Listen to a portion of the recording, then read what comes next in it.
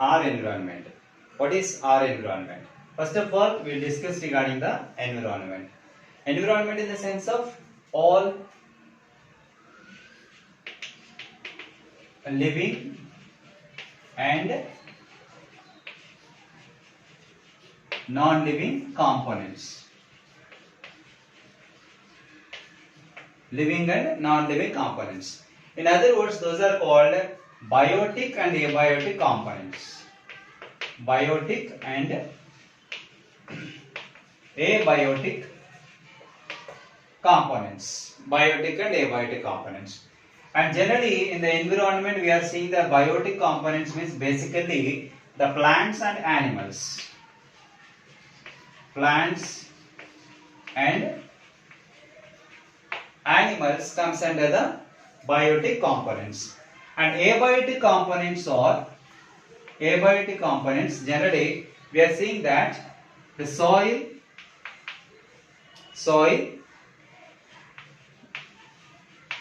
water and sunlight. Soil, water, sunlight we can consider as a abiotic components or non-living components. And whatever the environment we are taking, these are the factors are very common. And these factors are usually they dependent on each other, interdependent. And in other words, these organisms are interlinked.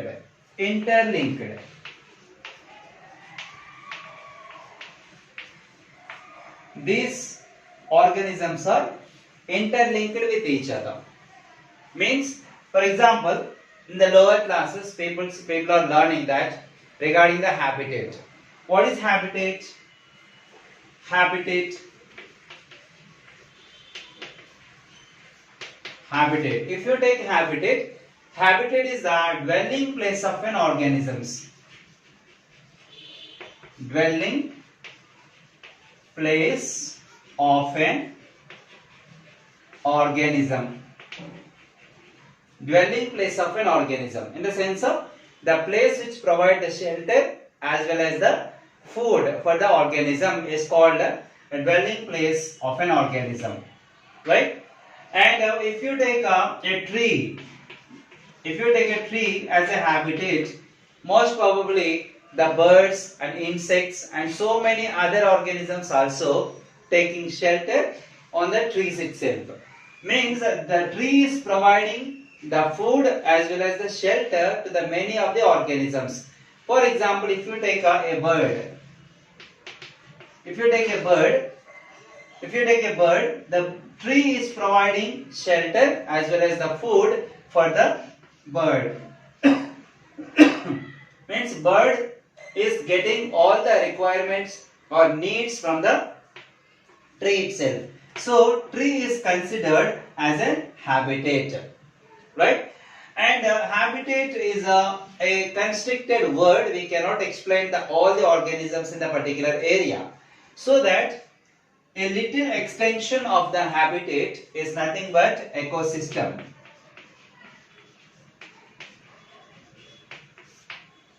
Little extension word is called ecosystem.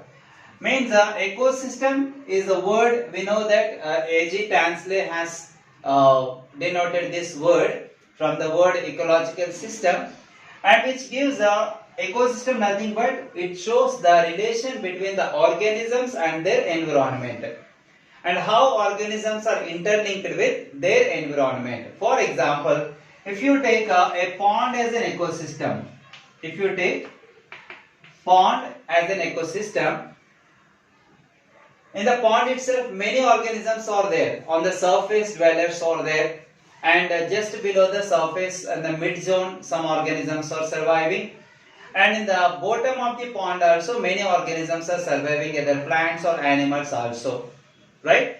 So that in the pond ecosystem many organisms can able to survive and living together, right? So this is a little extension explanation for the habitat itself, right?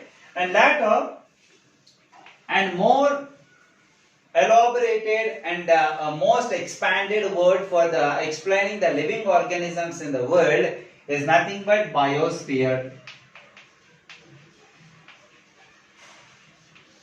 Biosphere. It's also called as a biome.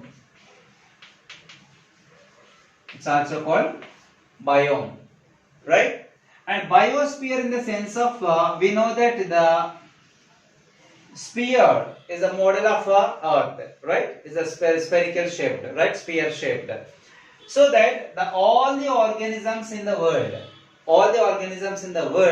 we can consider as a biosphere. But we cannot identify, we cannot distinguish all the organisms in the world. It's not an easy thing, it's not a simple thing, right? So that we need to be classify the organisms around the world for easy understanding is nothing but ecosystems we can classify.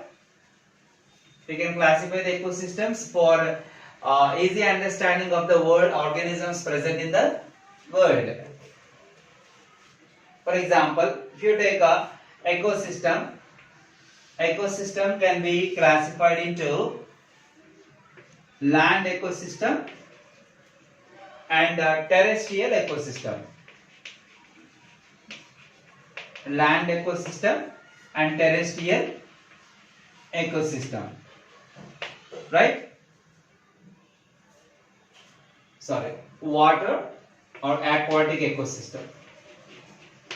Aquatic and terrestrial. Terrestrial in the sense of land only, right?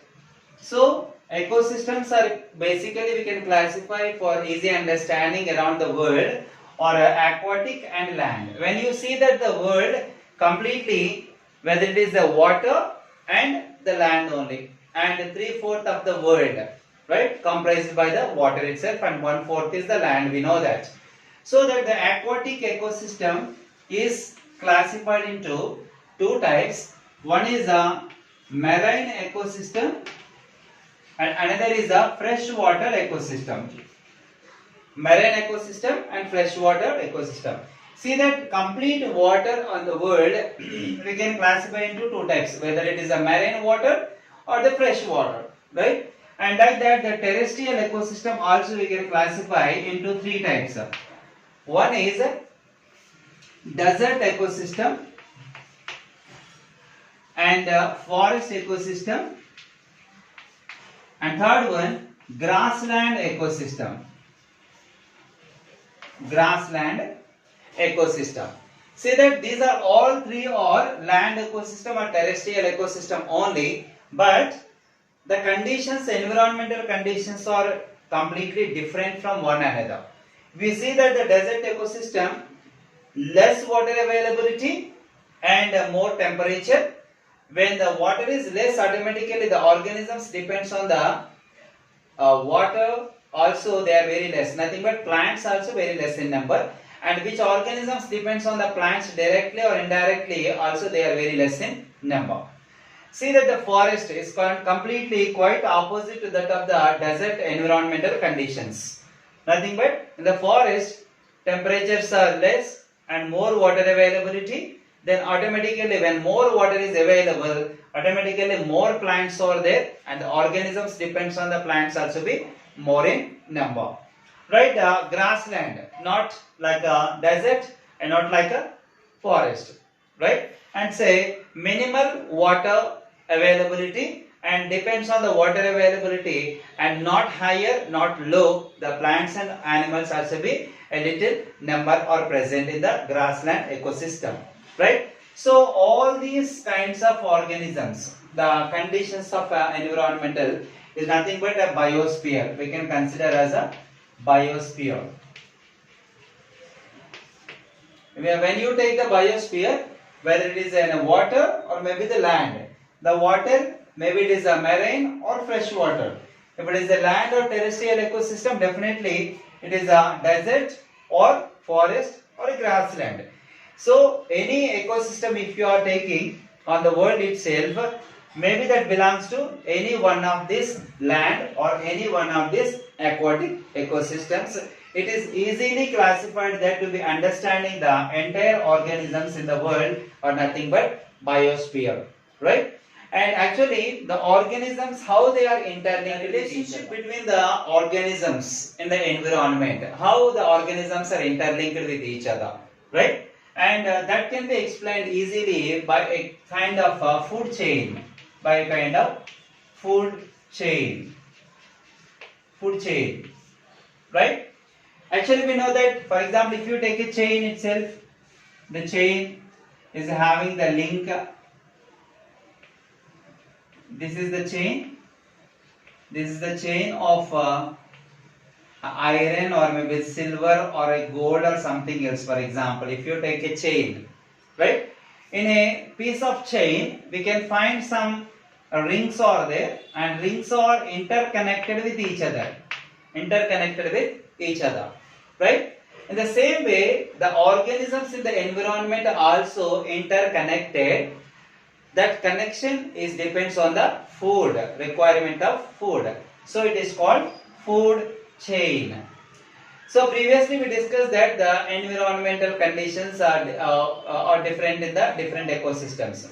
If you take any ecosystem, whether it is a marine ecosystem or freshwater ecosystem or terrestrial ecosystem, whatever it is, every ecosystem is having some important components. What they are? Producers,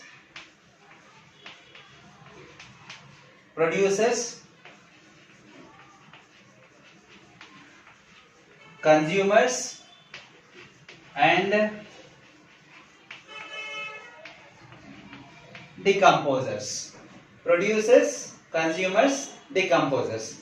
See that the producers, if you take a producers, nothing but the plants are the best example for producers. Plants are the examples of producers. Nothing but plants or the organisms which preparing food material and supply the food for entire world. Right? So that the plants are considered as a producers. Later, consumers. Consumers means the organisms which consuming the food. The organisms which consuming food are called consumers, and these consumers we can classify into three types. Depends on the food material what they are consuming. Nothing but the three types are there. One is the herbivores. Second thing is the carnivores. And last one, omnivores. Right? If you see the consumers, herbivores, carnivores, and omnivores. Herbivores means these are also called as primary consumers.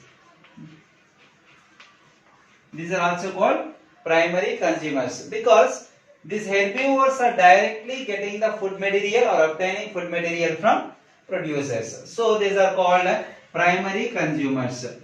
And carnivores are nothing but secondary consumers. Because these secondary consumers are obtaining food material from herbivores, primary consumers, right? And omnivores are getting the food from the herbivores and as well as directly from the producers. Means they are getting food from, they are obtaining food from the producers as well as from the herbivores also. Those are called omnivores, right?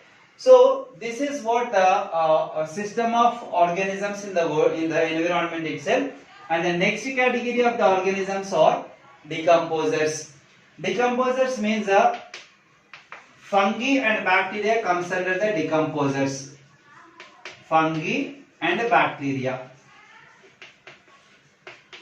If you see the fungi and bacteria in the soil, in lower class you are learning that the fungi and bacteria present in the soil, those are called soil microorganisms. These soil microorganisms are decompose the dead remains of the plants and animals. Right? So what is decomposition? Or what is decompose? Nothing but converting the complex materials into simple materials is called decomposal. Okay, decomposition. And these organisms are directly or indirectly depends on all the above organisms. They depends on producers, they depends on herbivores, they depends on carnivores, they depends on omnivores also, right? And one point here, producers are the organisms which providing food for the entire consumers. Why? Because herbivores are directly depends on producers, the carnivores are indirectly depends on producers, and omnivores are directly and indirectly also depends on the producers. So that basically producers are the only reason and only cause for producing the food material to the entire consumers and also to the decomposers, right? And this relation we can easily explain by a food. Now we are discussing the food chain. What is food chain? And generally the organisms in the environment are interlinked and interdependent on one another. And what the relation and how they are dependent with each other. See that if you see that any kind of environment or any kind of ecosystem, the plants are the producers and they are occupying the base of the food chain, right? And plants, for example, are eaten by insects. For example, grasshopper we can take up. Plants are the producers and which are consumed directly by grasshoppers, right? And grasshoppers are eaten by, for example, frog. If you take a frog, right? And frogs are eaten by snake. Snake is eaten by, for example, hawk. If you take hawk, right? See that these organisms are interdependent, or in other words, plants are the food for grasshopper, grasshopper is food for frog, frog is food for snake, snake is food for hawk. The sense of there is a link, there is a chain, depends on the food, depends on food. So it is called food chain, right? In the food chain, the plants are the primary consumer. These are the producers. We know that these are called producers. And organisms which directly obtaining food material from producers are called primary consumers.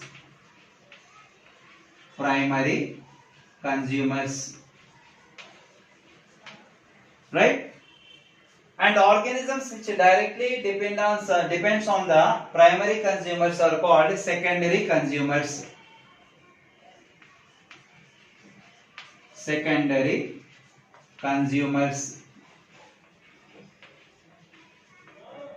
Right? And organisms which obtaining food material from secondary consumers are called tertiary consumers.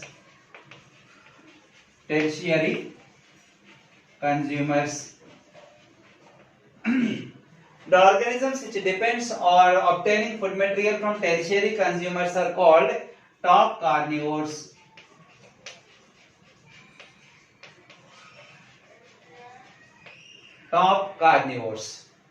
So that when you see the food chain from plants to the top carnivores or hawk, there is a interlink. Every organism is food for the another organism. Plant is the food for grasshopper, grasshopper is the food for frog, frog is the food for snake, and snake is the food for hawk. So these are the different levels of organisms in the food chain. So one level of an organisms are the food for the next level of organisms. So first level of the organisms are the producers are the food for the primary consumers. Primary consumers are the food for secondary consumers. Secondary consumers are food for tertiary consumers. Tertiary consumers are the food for top carnivores. This is a simple kind of a food chain, easy to understand how organisms in the environment are one dependent on another. Right? And coming to the next point. Next point, food web.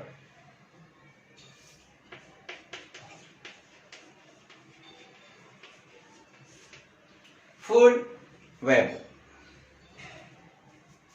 Now we are going to discuss the food web. Okay, food web. When you see this picture, we can understand web. What do you mean by web? And we are seeing that generally the spider web. Spider web having the many connections, right? And in the same way, this is also a kind of a web-like structure, but the structure or the organisms in the web are connected with each other because of food. Because of food. So that is called food web. See this, the plants are eaten by grasshopper, the plants are eaten by deer, the plants are eaten by crustaceans in aquatic, right? See that the grasshopper is eaten by birds, is eaten by small fishes, is eaten by frog also. And see that the frog is eaten by snake and frog is eaten by crane also, right? And birds, these birds are eaten by snake and eaten by the hawk also, right? So when you observe this food web, one organism is food for more than one organism. One organism is food for more than one organism. Or in other words, one organism is obtaining food from more than one organisms also, right? So this is a link which shows that relation between the organisms and how they are surviving, and this is also a kind of a natural selection and interrelationship between the organisms are explaining. Now we are going to discuss ecological pyramid. What is ecological pyramid? And we discussed already what is ecology. Ecology in the sense of showing the relation between the organisms and their environment, and how organisms are depend on environment and how they are surviving. The relation between the organisms and the environment is nothing but ecology, right? The same relation we explained already in the pattern of food chain and food web, right? So how organisms are interdependent and how organisms are interrelated with each other. The same concept, the same phenomena is explaining in another way is nothing but ecological pyramid. And people are very well known, the pyramids are very familiar with the Egypt. We know that Egypt is the place of pyramids, we can see that, right? And actually in the 1927, Mr. Charles Elton, who is a British ecologist, whose name is Charles Elton, in the 1927, he denoted the word the ecological pyramid in the sense of the relation between the organisms in the environment. He explained in a different pattern with a pyramidical pattern. Actually, the relation is already explained by the food web and food chain also. The same phenomena he explained in a different geographical pattern, nothing but a pyramidical structure, right? And this is called ecological pyramid, and ecological pyramids are three types actually. Ecological pyramids are three types. One is a pyramid of biomass, pyramid of number, pyramid of number. Second, pyramid of biomass, and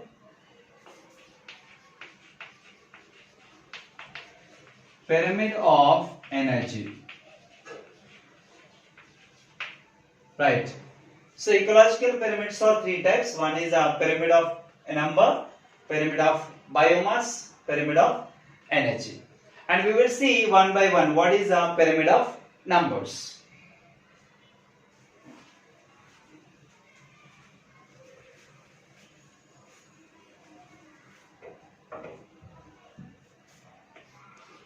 Pyramid of numbers.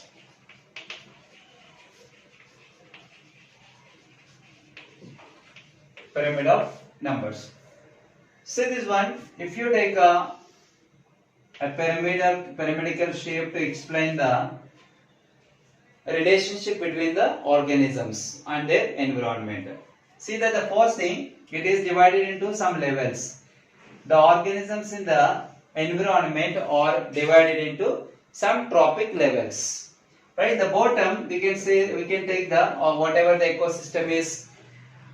We know that already. Whatever the ecosystem is, the plants or the producers, they are occupying almost the base of the ecological pyramid. Right? Now here also we are taking the producers. Because they are producing the food material and supply the entire world. And primary consumers, we know that the primary consumers means the organisms which are directly obtaining food material from producers. And secondary consumers means the organisms which directly depends on primary consumers. And the latter, the tertiary consumers, which directly depends on or obtaining food material from secondary consumers. Right? So this pattern of explanation in the form of pyramid is called pyramid of numbers, and see that organisms are arranged in a different levels. Each level of organisms are called organisms of trophic level. Each level is called trophic level. Right? When you see that the organisms, how they are related with each other, and what explaining the number. For easy understanding, if you take 100 plants, in the producers in a particular area, if you take 100 plants, the 100 plants are eaten by, just like what we have taken previously in the food chain, we can take 50 grasshoppers. 50 grasshoppers we are taking, right? 100 plants and grasshoppers. Grasshoppers are 50. Right? So 50 grasshoppers can able to eat 100 plants. Right? And 50 grasshoppers are eaten by, for example, 20 frogs. 20 frogs. Right? 50 grasshoppers are eaten by 20 frogs. The 20 frogs are eaten by 5 snakes. 20 frogs are eaten by 5 snakes. Right? So, plants are the producers, primary consumers, secondary consumers, tertiary consumers. So, if you take the plants are 100 in number, the 100 producers are eaten by 50 primary consumers, 50 primary consumers are eaten by 20 secondary consumers, the 20 secondary consumers are eaten by 5 tertiary consumers. You can understand that here, when you are going from bottom to top, from bottom of the pyramid to the top of the pyramid, you are observing the decreasing in number. Decreasing in number. See, the first point is, when you are going from bottom to top in the pyramid of number of organisms are decreasing. Number of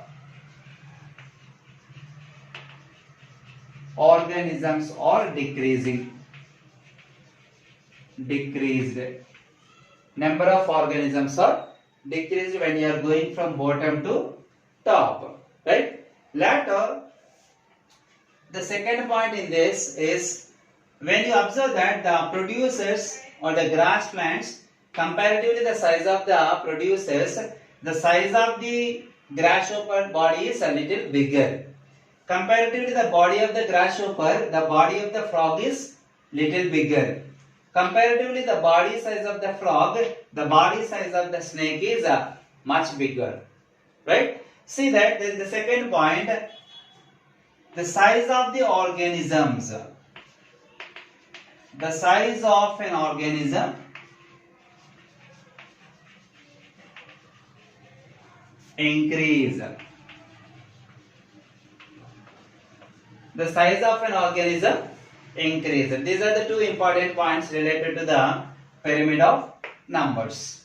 Right? So from bottom to top when you are going, the number of organisms are decreased, and here it is the size of an organism increased, right? This is the point to be noted regarding the pyramid of number. This is regarding pyramid of numbers.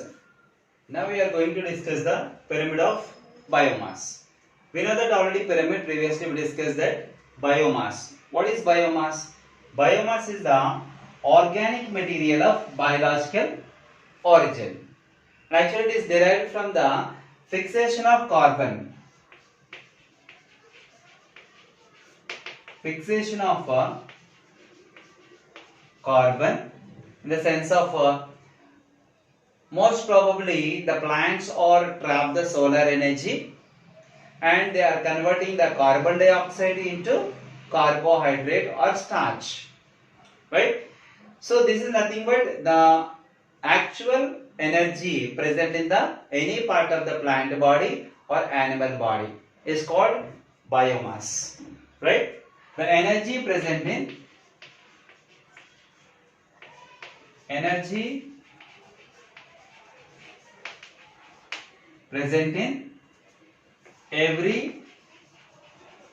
part of the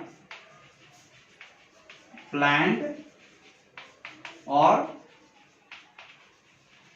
animal is called energy, and which producing a considerable amount of energy. When you see that any part of the plant body or any part of the animal body which having the considerable amount of energy, they provided some amount of energy, so that energy is called, the energy which produced by the part of the plant or animal body is called biomass, right?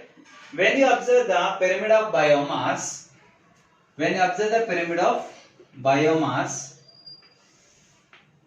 in the terrestrial,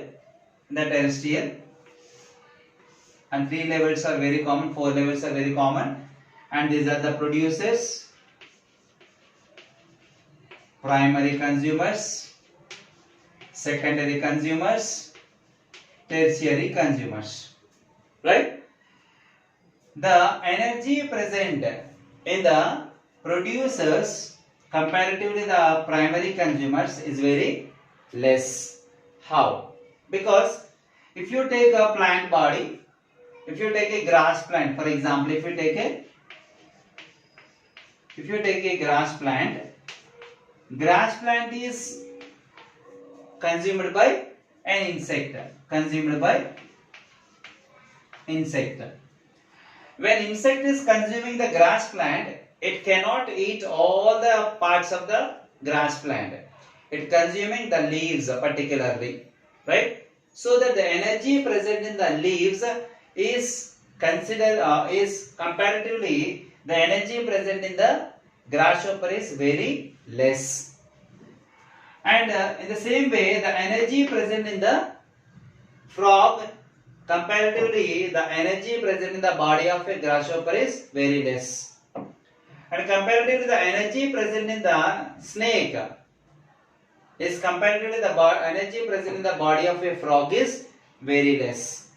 So that when you observe that the pyramid of biomass, the energy or biomass from bottom to top is decreasing. The biomass present in the terrestrial ecosystem from bottom to top it is decreasing, right? And see that in the aquatic ecosystem, for example, if you take an aquatic ecosystem, in the aquatic ecosystem the pyramid of biomass is the inverted position. The pyramid of biomass is in inverted position. Why the pyramid of biomass in aquatic is inverted? When you see that in the aquatic region, the producers are the phytoplanktons, for example, phytoplanktons, right? Phytoplanktons are eaten by some insects, for example. Insects. Right? Insects are eaten by small fish. Insects are eaten by small fish. The fishes are eaten by the crane, for example. Crane. Actually, the energy present in the phytoplanktons individually, if you take the phytoplanktons individually, the energy present in the phytoplanktons is very, very negligible. Right? Very less amount of energy, very less amount of biomass they have. Right? So comparatively phytoplanktons, the energy present in the insects is much higher. The energy or biomass present in the insects comparatively insects, the biomass present in the fish body is little higher. The biomass present in the crane comparatively the body of a fish is much higher. Right? So that in the aquatic ecosystem, when you see that the biomass is increasing, so that automatically the pyramid of biomass is in aquatic is in inverted position, upside down. Okay, whatever it is, whether it is upside down or maybe that biomass present in the one organism on trophic level to the another trophic level, sometimes increasing, sometimes decreasing. This is all are happening depends on the conditions, but whatever it is, the energy present in the one organism is transferred to the next level of organisms. That is nothing but biomass. That biomass which is transferred from one level to the another trophic level, 100% energy or 100% biomass cannot be transferred from one level to the another level. Why? Because that is depends on the food habits, that depends on the way they are consuming the food materials. So this is regarding the pyramid of biomass. Now we are going to discuss the pyramid of energy. Pyramid of energy. What is pyramid of energy? If you take a pyramid of organisms, and pyramid of organisms are containing the levels, the first level, second level, third level and fourth level. Right? For example, the primary organisms like plants we are taking as a producers. Plants we are taking as a producers. And insects are the primary consumers. And lizard is the secondary consumer. And we are taking a bird as a tertiary consumer. Right?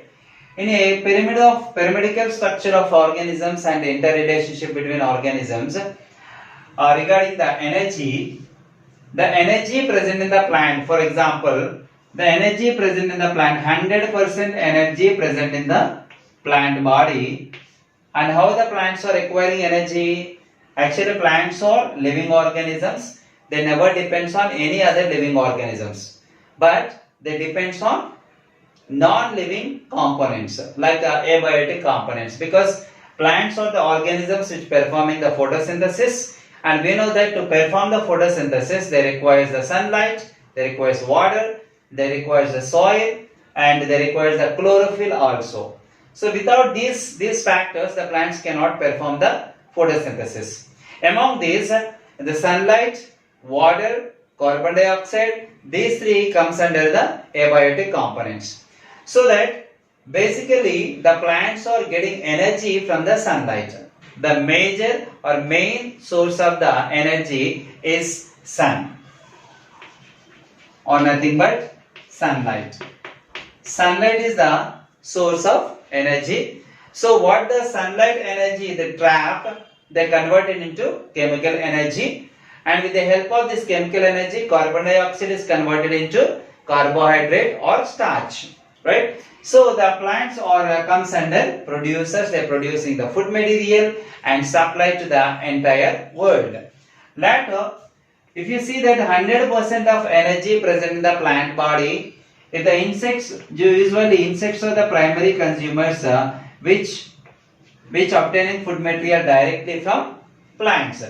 But when you see that the insects, for example, like grasshopper or maybe aphids, if you take an aphid for example for Example for insect, we are taking aphid, right? Aphids are usually sucking the plant juices,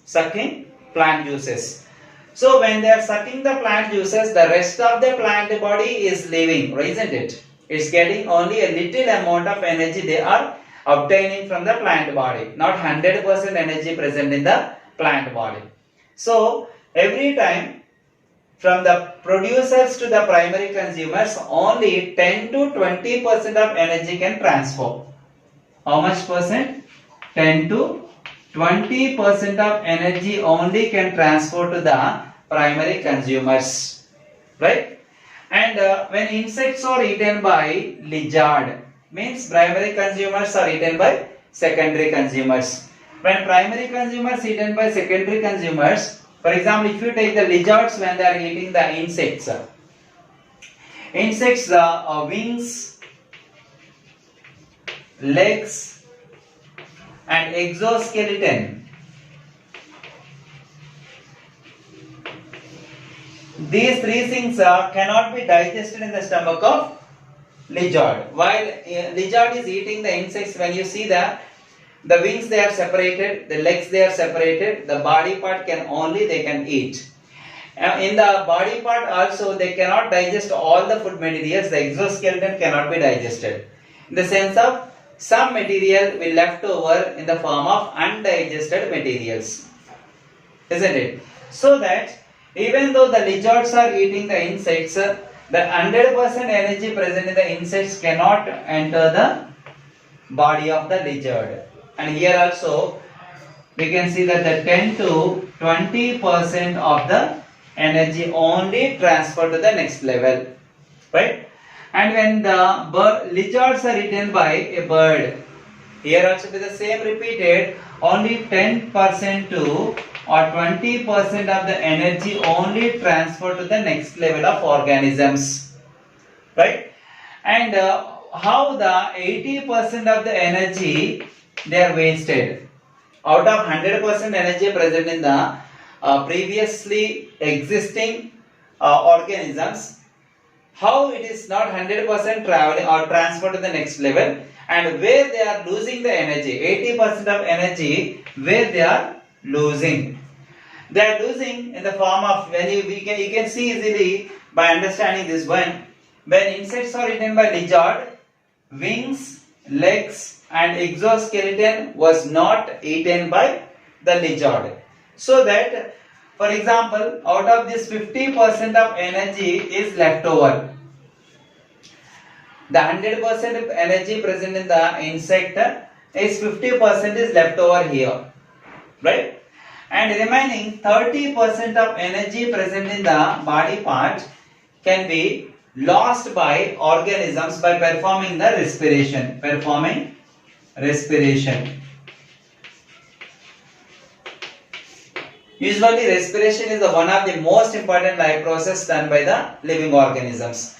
So during the respiration, the organisms are losing a lot of energy, releasing energy. That released energy they are using to make their body functioning properly, keep their body warm, and so many activities are there. So that for doing all the activities properly and effectively, they are wasting 30% of energy. So that the undigested food materials and during the respiration, totally 80% of the energy they are losing. So that at every level, only 10 to 20% of energy only transfer to the next level. But whatever it is, the energy consumed by the bird from the lizard, the energy consumed by the lizard from the insects, the energy consumed by the insects from the plants, and all the organisms are directly or indirectly depends on plants. But how plants are requiring energy? From the sunlight. So that we can say sunlight is the one and only or the major cause of providing energy, and all these organisms in the ecological pyramid directly or indirectly depends on sunlight. So that sunlight is the source of energy and which providing all the organisms in the ecological pyramid. Now we are going to discuss the story of Kolleru Lake. and where it is located, and what is the specialty of the Kolleru Lake, and what is the position of Kolleru right now, right? You see that the Kolleru Lake is one of the largest freshwater lake in India, right? And where it is located, the location is it is located between the West Godavari and Krishna district of Andhra Pradesh. It is located between the West Godavari and Krishna district in Andhra Pradesh, and it is one of the largest freshwater lakes in India. Right. The important thing is that the catchment lake area is 6,121 kilometer square area is. So depends on the area, we can see that how large it is and how much space it occupies. So that it was considered as the one of the largest freshwater lakes in India, right? And see this, and this lake has discharges the excess of water, right? During the rainy condition or maybe during the floods, when the lake receives the excess of water, excess of water can be discharged into the Bay of Bengal. Excess water in the lake can be discharged into the Bay of Bengal through a channel or maybe the canal called Upputeru. And the distance between the Kolleru Lake and the Bay of Bengal is nearly 65 kilometers. 65 kilometers means the Kolleru Lake excess of water can be discharged through a channel. The channel can be travelled all the way 65 kilometers and finally connected to the Bay of Bengal. Of these 65 kilometers, when the Upputeru is travelling, of this 65 kilometers area covered by the Upputeru is a livelihood for many people, right?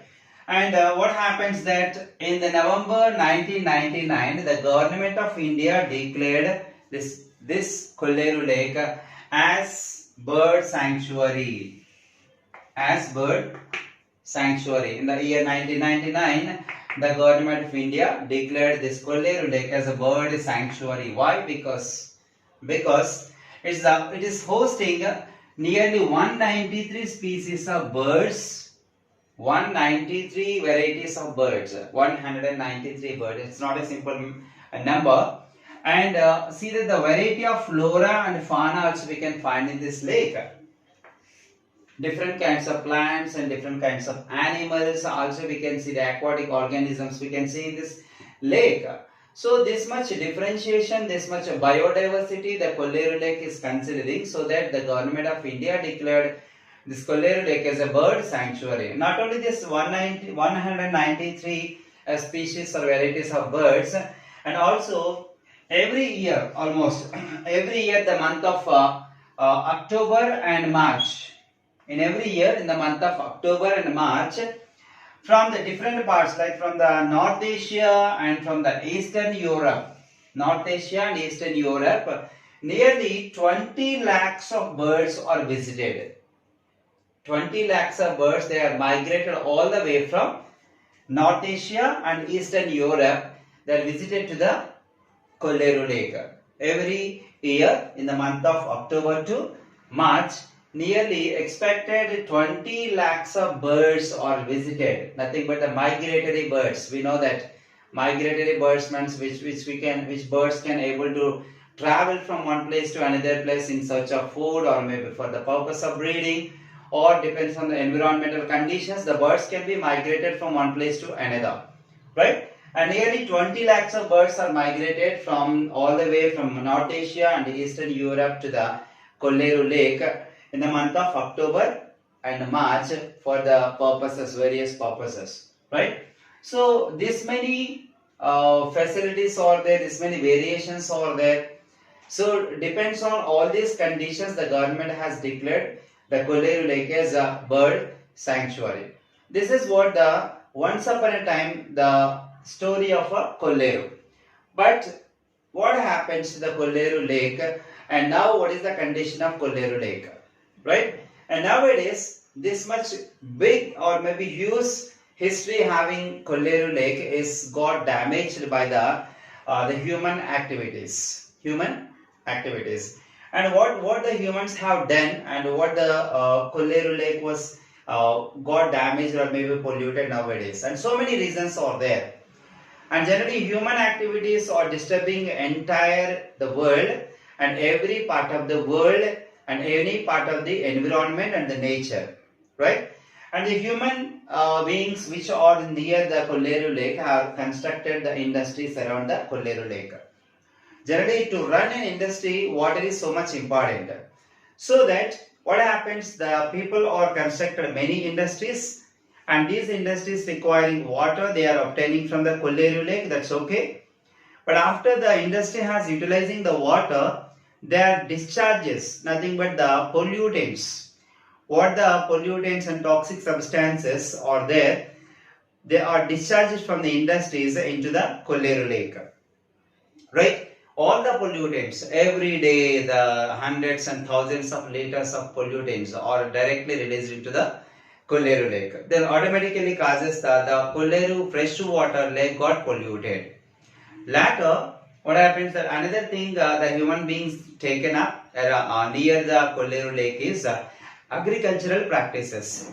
Agricultural practices. And we know that when the population has increasing, we need to meet the demands of the people, so that increase the food grains. It's a good sign actually. But to increase the food grains, to increase the production of the food grains, we are not supposed to damage the environment and the water resources like freshwater resources like Kolleru Lake. What agricultural practices have practiced near the area of Kolleru? Generally, farmers are using nowadays, and not nowadays, and since many years, they started using the chemical fertilizers. These chemical fertilizers and pesticides, insecticides, weedicides, herbicides, all these toxic materials after they are using in the agricultural practices for saving the crop from the damages. But all the chemical substances what the farmers are using, they may be run off along with the water and finally mixes with the Kolleru Lake fresh water. So that the fresh water becoming the polluted water because of the runoff of all these agricultural poisonous materials or the toxic substances. Right? And that is also another reason for polluting the Kolleru Lake. And the latter, aquaculture. Aquaculture also started near the Kolleru Lake. And when the aquaculture has started, all the people, they are separated the channels of the Kolleru Lake. And what the Kolleru Lake is a single channel. The single channel has obstructed the farms and they have to be divided into many channels. And they have used some channels for agricultural practices and some channels for the aquaculture. Right? And in aquaculture also, nowadays we know that fishes, how they are growing by the giving so many chemical substances, and all these waste materials are released by the fishes and all, they are directly discharged into the Kolleru Lake. Right? And these are the three major sources of the human activities which can able to cause damage of Kolleru Lake. Right?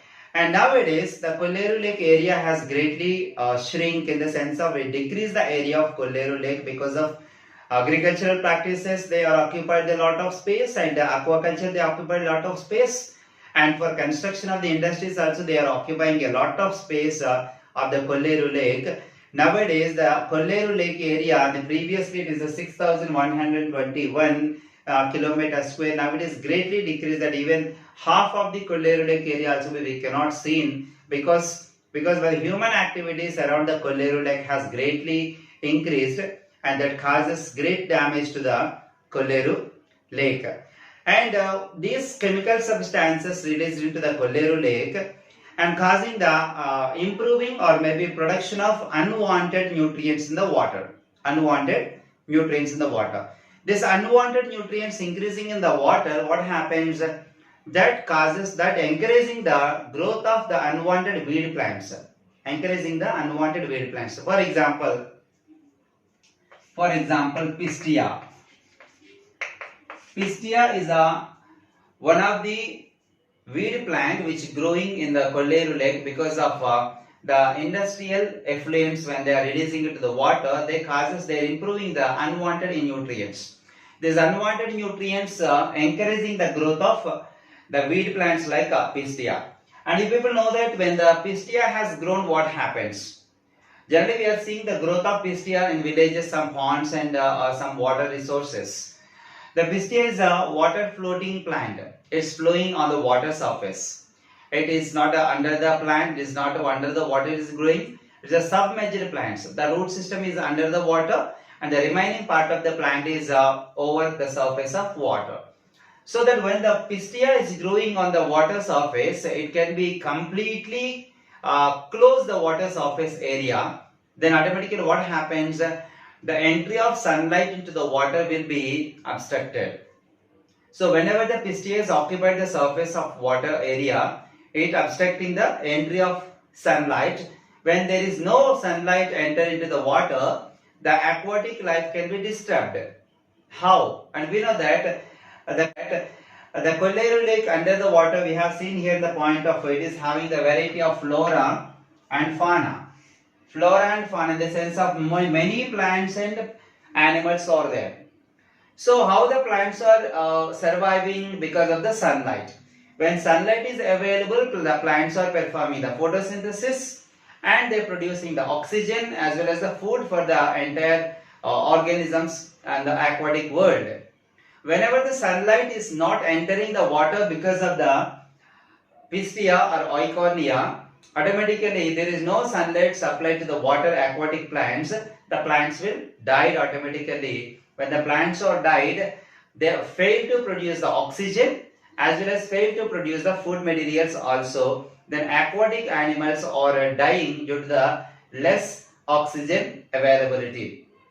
Right? That is nothing but biological oxygen demand. This is generally called BOD. Biological oxygen demand. So whenever the plants are died due to the lack of sunlight, the oxygen, dissolved oxygen present in the water also decreases. When the oxygen amount decreases, automatically the animals which depends on the plants for food and oxygen also died. And all these animals, when they are dying under the water get polluted. And when the plants, these useful plants and animals are died, unwanted plants and unwanted animals also be growing in the water.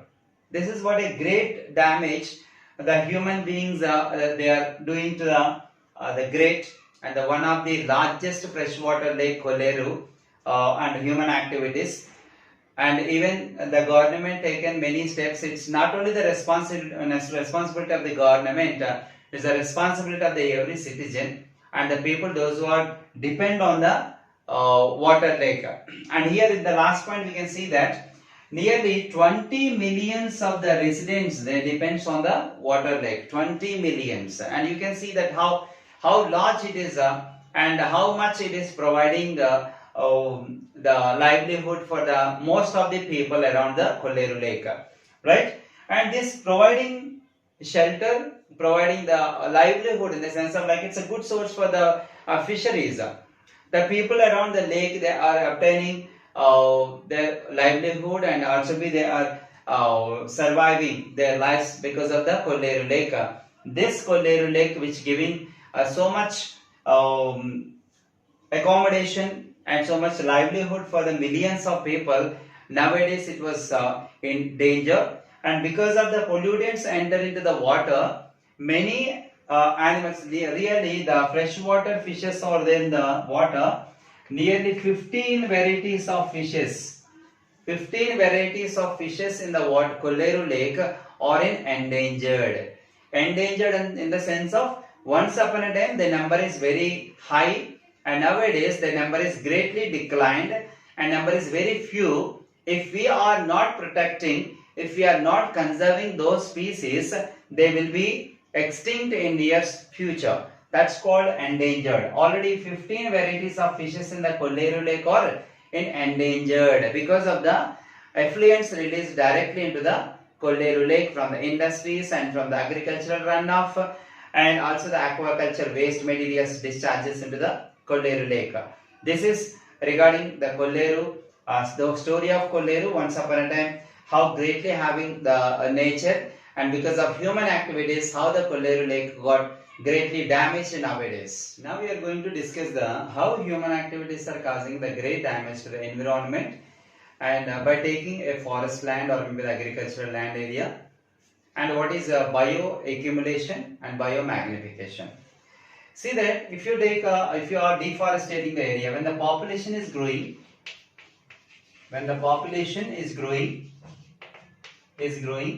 automatically to meet the demands of the people, we have to increase the production of crops also. To increase the production of crop, actually we are using not much of the significant methods for growing the crops, much increasing the production. So that we need agricultural land area. We need more agricultural land area. So that what we are doing, that we are clearing the forest area for increasing the agricultural area. Clearing the forest. For the population increasing, need the increase of food grains. Increase of food grains. To increase the food grains, we are deforestating the area. Deforestating area or clearing the forest area simply, right? For deforesting area for agricultural practices. For agricultural practices. Okay, for agricultural practices, when we are deforesting the area, what are the consequences? Generally, we know that the forest area is the place for, or maybe it is an ecosystem. It's one of the greatest ecosystem which providing a great flora and fauna, and it is a region of great diversity also, right? And many plants, many animals also be there, and having the large amount of water supply, and having the great constructed area, and we will also be having providing a well managed balancing environment. Whenever the human beings are deforesting the forest area, automatically the great environmental conditions and the great balancing of environment or the ecosystem got completely damaged, right? And what happens? The next damage to that, and some organisms are migrated from the area. Some organisms are died because of the environmental conditions are different, and because of human activities, many animals and plants also be died, and many animals and plants are endangered, and so many are extincted. This is what happens because of deforesting the area. And later, after constructing or maybe after changing or converting the forest area into agricultural area, what happens? Right? And agricultural practices, actually we are increasing the land area for production, increasing the production for population to meet the demands of the people. So that for agricultural practices, we are using many pesticides. Pesticides, weedicides, insecticides, herbicides. These are the some chemical substances our farmers are using to protect the field. Actually, these are all the farmers are using not to damaging the environment actually, but in other side of the coin, these chemical pesticides and chemical substances are not only protecting their particular crop field, but also damaging the environment. And how these crops are damaging the environment? See that here the pesticides the farmers are using particularly on a particular pest, right? But what happens, these chemical substances not only damaging the particular pest, causing disease, causing pathogens, but also excessive. Actually, farmers are using the indiscriminate use, means uncontrolled. Completely they are using much of the quantity. So when the quantity is increasing, see that actually how the quantity of the pesticides using increased, that depends on the increasing the food production. To increase the food production, to increase the huge number of food production, they have to use huge number of chemical substances also. So these huge number of chemical pesticides and substances, when they are using, they are killing the disease causing pathogens to the plants, and also they are killing the useful microorganisms like bacteria and fungi. Bacteria and fungi, right? And so many useful bacteria and fungi also present in the soil, generally called as the soil microorganisms. These are the one of the most important level of organisms in the ecological pyramid, right? Because in the ecological pyramid, if you are taking that, starting from the producers and primary consumers, secondary consumers, tertiary consumers, top carnivores, and decomposers. After the death of these producers to the top carnivores are decomposed by decomposers, right? And the decomposers are decomposing the complex materials into simple, and somewhat they are utilizing for their survival, and excess they are depositing in the soil, and again those nutrients are used up by the plant itself. It's a cyclic process, right? Because of using the huge number of these chemical substances, the useful microorganisms also dying, right? This is the one of the great damage.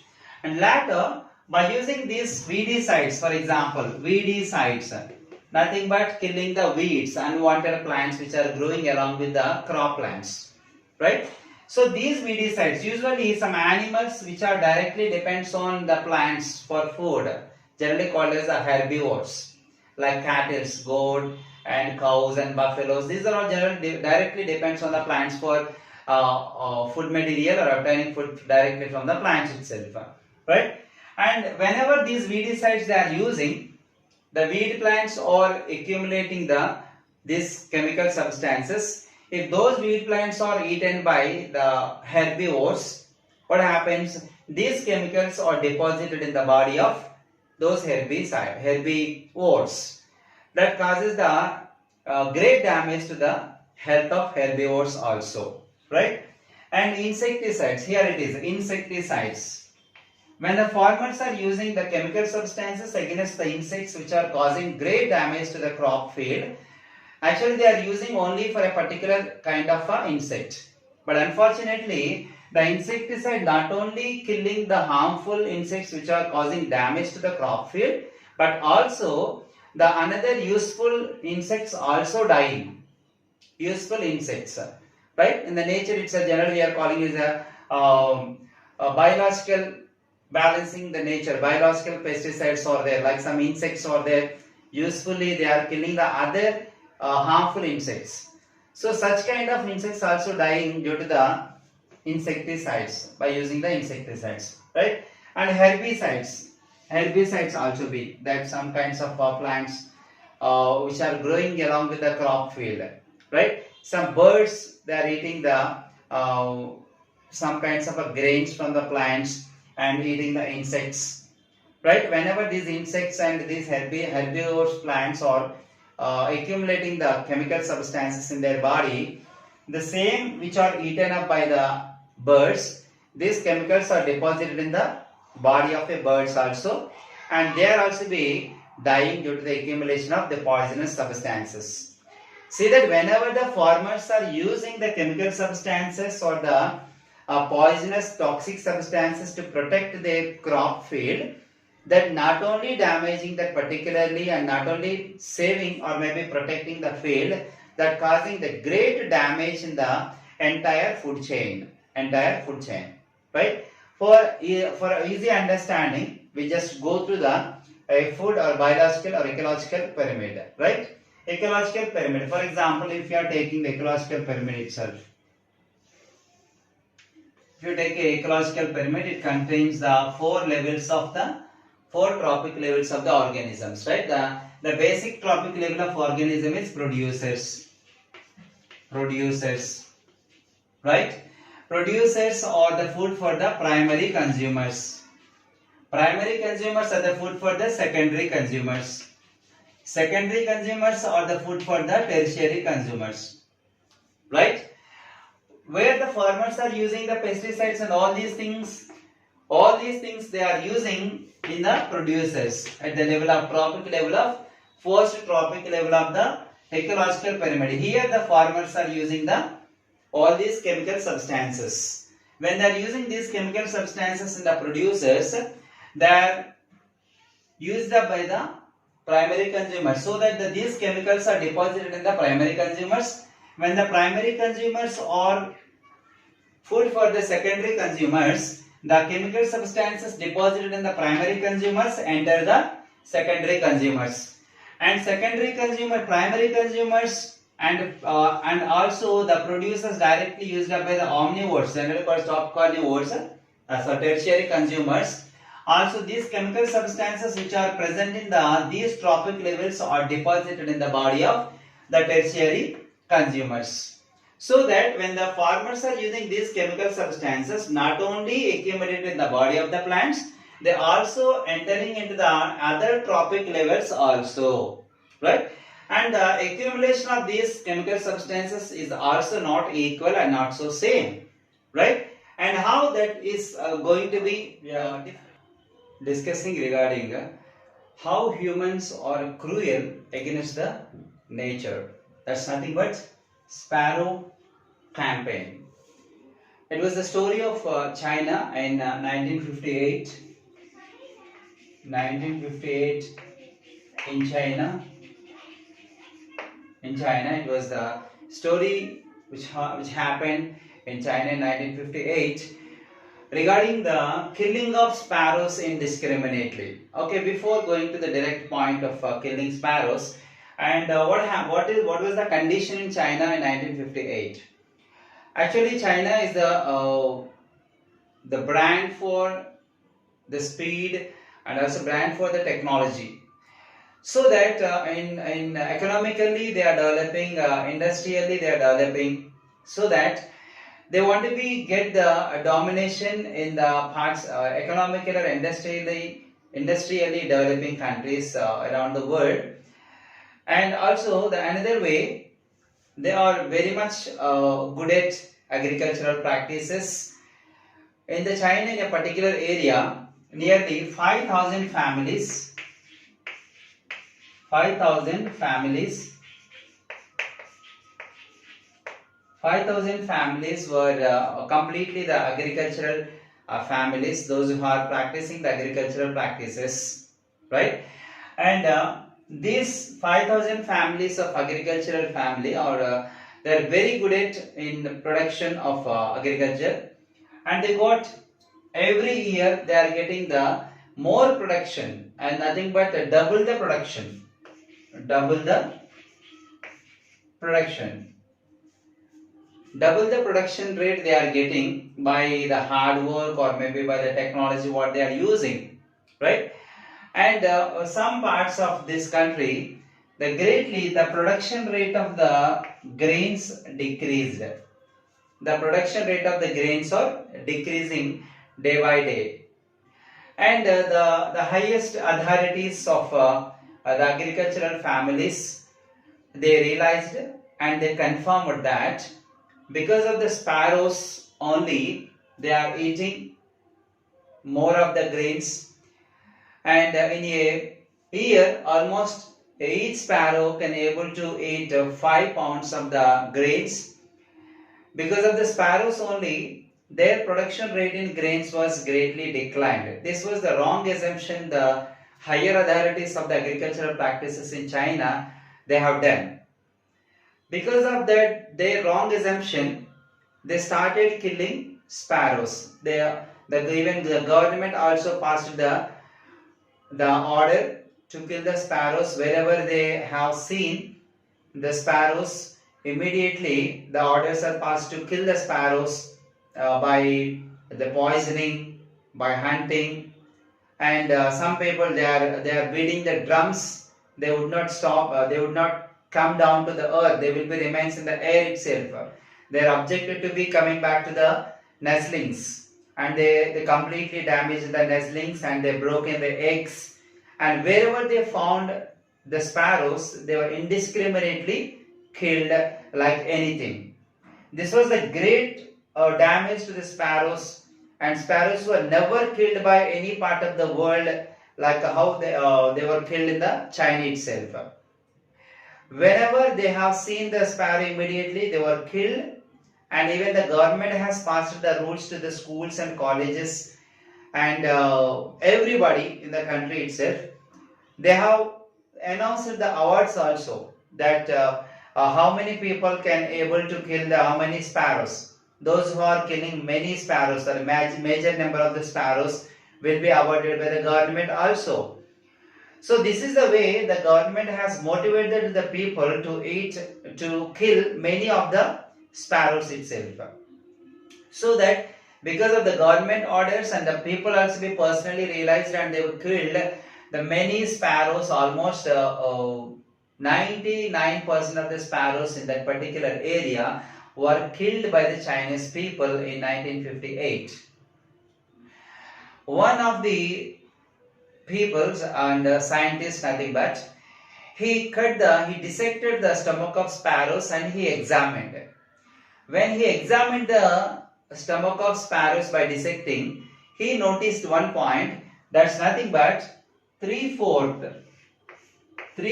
of sparrow stomach, three-fourth of sparrow stomach was filled with insects.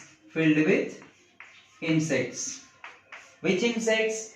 The insects which are harm to the crop, the insects which are damaging the crop, right? So when the scientist has dissected the stomach of sparrow, they have noticed that the stomach, three-fourth of the stomach of sparrow filled with the dangerous insects which are causing damage to the crop, and only the 1/4 of the stomach is filled with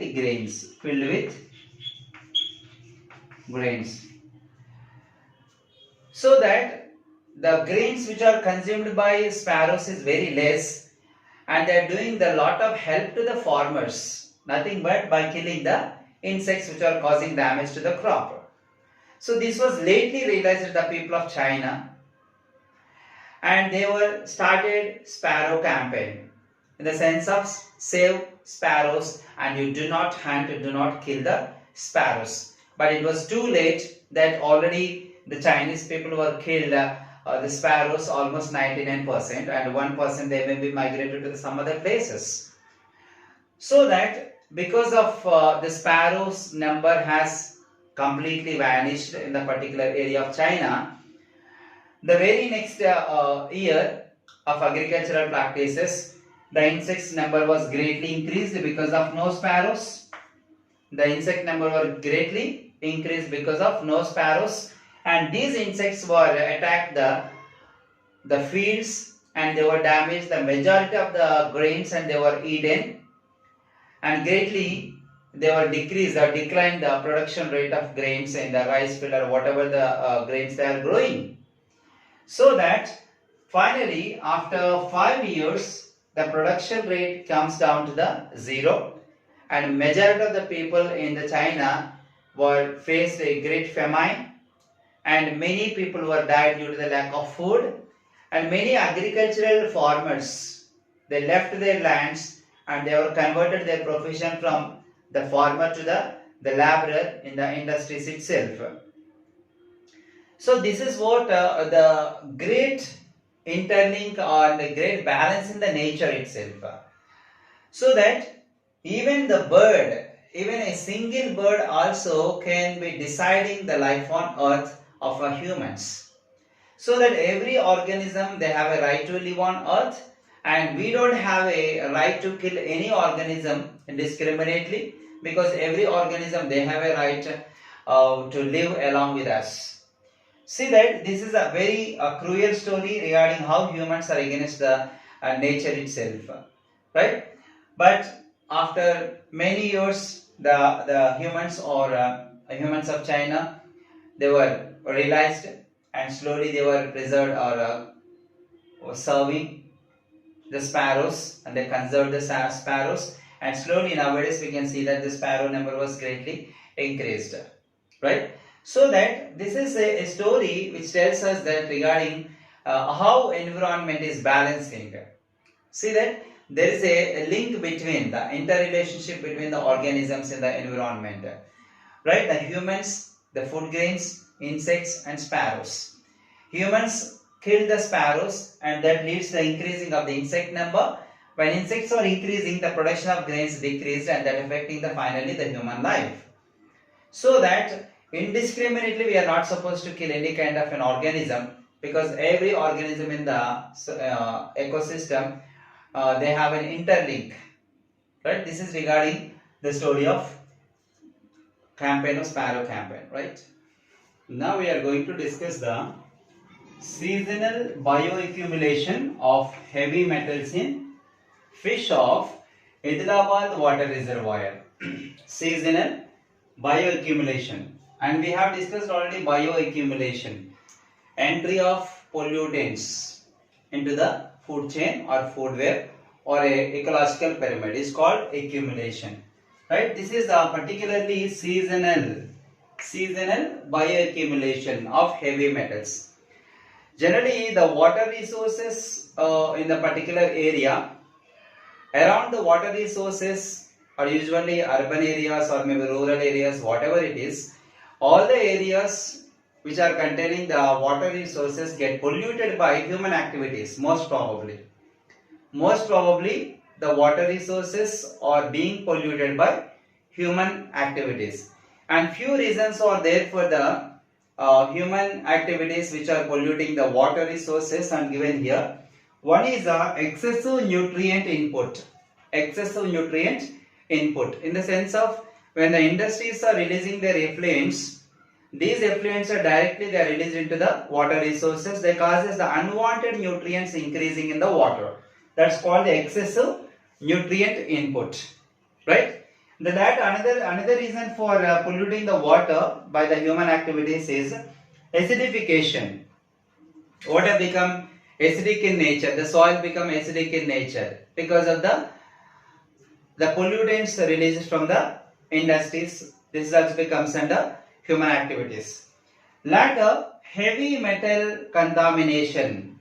Previously we discussed that some biodegradable and non-biodegradable metals are released into the soil, right? Like arsenic, right?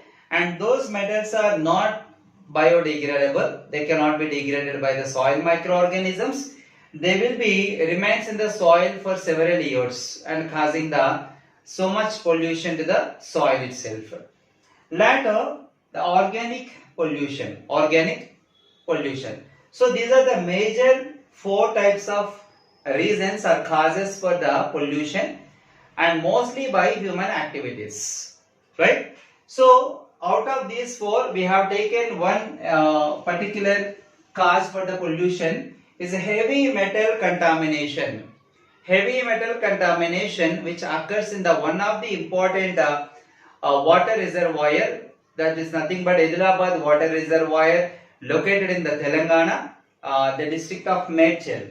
See this Adilabad water reservoir, and it is located previously in the Medchal district of Telangana state. And what happens to this Adilabad water reservoir? Once upon a time, the Adilabad water reservoir are the sources of many people's livelihood, and many people who depends on the Adilabad water reservoir, and the fresh water they are getting from the water reservoir, as well as the aquacultural practices also they have done. But what happened around the Adilabad water reservoir? The small industries, unorganized small industries, which releasing their effluents directly into the Adilabad water reservoir, that water reservoir got polluted by these effluents released from all the unorganized small scale industries around the Adilabad water reservoir. And what is the cause happened, and what is the reason, and how the Adilabad water reservoir was polluted, and what happens and what the consequences? We'll just go through it. See this, these small scale industries which are releasing the contaminated pollutants into the Adilabad water reservoir are nothing but heavy metals. These heavy metals, some examples of the heavy metals which are released into the Hyderabad water reservoir are written here. One is the lead, cadmium, chromium, manganese, nickel, ferrum, and these are the 6 kinds of heavy metals accumulation.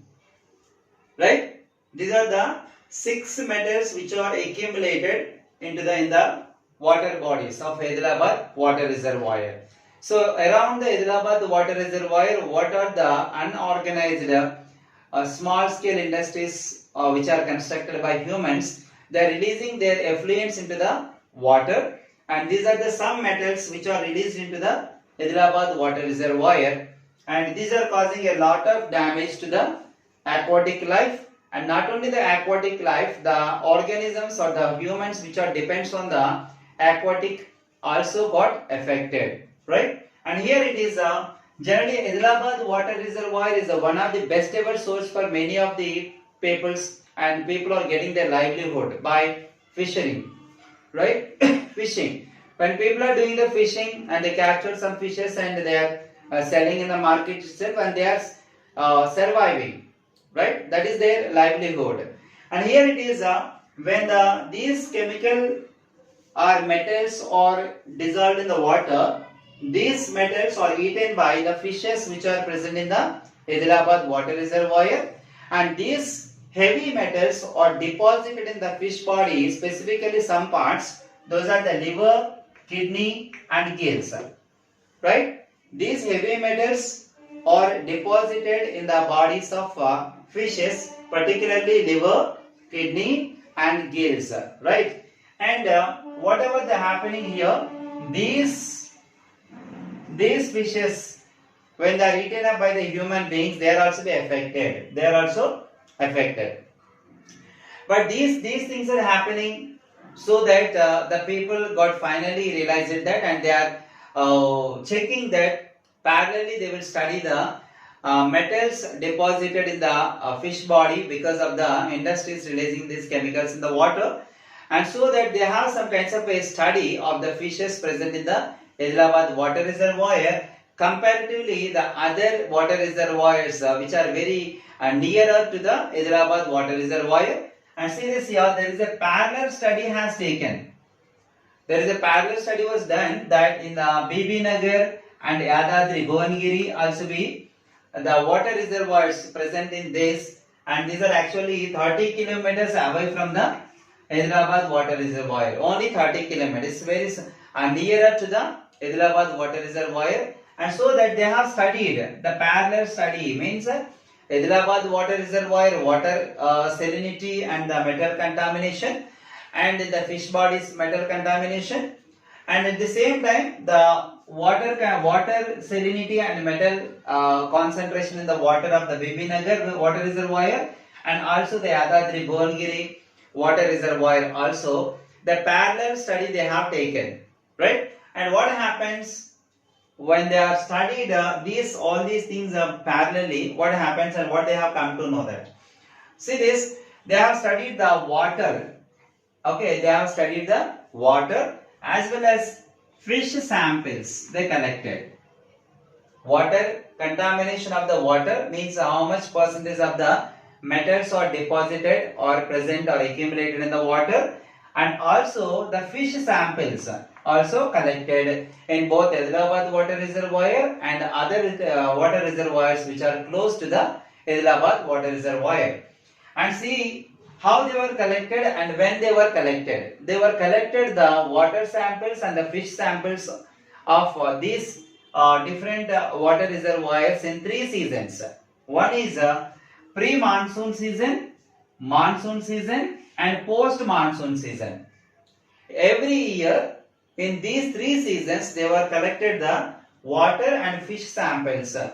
In which conditions they are collecting? One is the pre-monsoon condition, and the monsoon environmental conditions, and the post-monsoon. The 3 seasons also they were collected the water as well as the fish samples of all these water reservoirs. And what they have finally concluded, right? Nearly 3 or 5 years they have continuously taken the study of these water and fish samples of these water reservoirs, and finally they concluded that the higher than the Indian standard limits, what? The heavy metal contaminants present in the water, the heavy metal contaminants in the fish body are higher than the Indian standard limits. What is the Indian standard limits of these chemicals, these metals? This is the sequential order of Indian standard limits. Actually, this is the order of Indian standard limits. Means ferrum followed by the lead, followed by chromium, followed by nickel, followed by cadmium. But what happens when they have taken the samples of water and fish? They found that the order of heavy metals in the fish body is in different sequence. That is cadmium followed by chromium, followed by ferrum, followed by nickel, followed by lead. So it is not exactly like Indian standard limits. It is higher than the Indian standard limits. Means that the industries around the Hyderabad water reservoir, they are releasing these high metals, heavy metals into the water, and they are increasing the heavy metal contamination in the water, and they are increased and they crossed the limits of Indian standard, right? And what happens when these chemicals or heavy metals are deposited in the water, and those chemicals or heavy metals are taken up by the fishes, and these are deposited in the body of the fish. Where they were deposited particularly, these are the three parts. These heavy metals are deposited in the fish body, in the liver, kidney and gills and the tissues of the fishes, right? Right? And what happens this? Right? These are, whenever the human beings are consuming these fishes, these contaminated fishes, when the human beings are consumed as a food, by eating these fishes, even after cooking, the metals are non-biodegradable, non-degraded, right? So even after cooking also, the metals will remain in the bodies of the fishes, and when the humans are consuming these fishes as a food, these chemicals are automatically deposited in the human body, and they are also be damaging not only the fish liver and fish kidney and the gills, they also be damaging when accumulated in the body of the humans. The humans also be suffering from many dangerous diseases, as some are given here. The one is the hypertension, and also renal damage, the kidney damage problems also be. The sporadic fever they are getting. Many illnesses the humans are suffering or having because of consuming the contaminated fish, right? And what the pollutants we are releasing into the water, that is the pollutants are taken up or eaten by the fishes, and those pollutants are again deposited in the human body. In the sense of what pollutants we are providing or releasing into the environment, those pollutants are again enter the body of the humans, and they finally impacting the life of the humans, right? And okay, by all these kinds of things and human beings wherever they are present, of course they are damaging the every environment. They never leave any environment. They can be damage the pollute the environment like the water and the terrestrial, the forest and desert and grassland, marine water, fresh water. Every environment was polluted by humans, right? So what happens when the humans are polluting the environment? The three things may happen when the environment got changed. Because of the human activities, the environment will be changed. So when the environment got changed, what happens? The three things may happen when the environment got changed by human activities. One is the species will die. When the environment got changed by the human activities, by polluted the environment, some species will die immediately when the environment got changed. Later, some species will adopt. Some species will adopt to the different conditions of the environment. Even after pollution also, some species will adopt it and they can be survive. Later, and the species which are adopted, get benefit by the conditions. when the conditions are changed, those changed conditions are beneficiary for some species. It is not beneficiary for some species, they will die or they will be migrated to some other places. But those changed conditions of the human pollution is also beneficiary for some unwanted species. Those species will increase in number and they will be beneficiary and they are automatically increase in number. So this is regarding the seasonal bioaccumulation of heavy metals of fish in Hyderabad water reservoir.